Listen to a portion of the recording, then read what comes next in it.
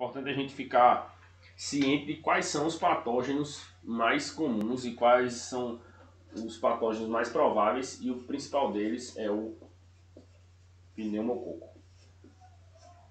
seguido do Haemophilus influenza e a Moraxella catarrhalis. Mas o principal aqui, ó, é o pneumococo. Então, sabendo disso, a gente vê que a gente não precisa fazer sempre antibiótico de amplo espectro para todos esses pacientes com DPLC exacerbada, né? Pensando nisso aqui, a gente tem uma bactéria do bem aí que causa as principais exacerbações do DPLC. Contra germe atípico, né, clamídia, né, por exemplo, os atípicos eles bem menos, menos de 4% dos casos, quando a gente está pensando em infecção bacteriana, é por atípico. E os pacientes com pseudomonas, que é importante a gente ficar ligado, tem algumas situações que vão fazer aumentar o risco aí de pacientes terem infecção por pseudomonas. É o uso crônico de corticoide, é o paciente com antibiótico prévio, o paciente que já tem uma cultura positiva para pseudomonas, paciente com bronquiectasia.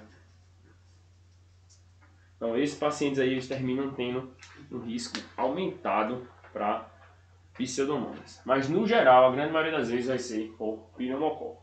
Então memorize essa informação aí, porque vai ser importante quando a gente for falar do tratamento, beleza? Quando a gente fala de um paciente que está exacerbado, a gente precisa estratificar o risco desse paciente quanto à gravidade da exacerbação e um risco de ele desenvolver uma nova exacerbação nos próximos meses, né? E aí como é que a gente vai fazer isso? Primeiro, a gente vai estratificar o risco dele. Essa exacerbação é leve, é moderada ou é grave. Então, ele precisa estratificar aí para saber qual é o quadro clínico desse paciente. Como é que a gente vai estratificar? Existem duas formas da gente estratificar essa exacerbação quanto leve, moderada a grave. Uma delas é quanto ao tipo de tratamento que você vai instituir para esse paciente. Se é um paciente que melhora só com uma medida, né? Por exemplo, a gente vai ver lá na frente mais detalhes sobre as medidas, mas se é um paciente que melhora só com resgate inalatório, você está diante de uma exacerbação leve. Se é um paciente que precisa do resgate mais o corticoide sistêmico ou fazer uso de antibiótico, então você já está diante de um paciente com exacerbação moderada. Se é um paciente que precisa de internamento,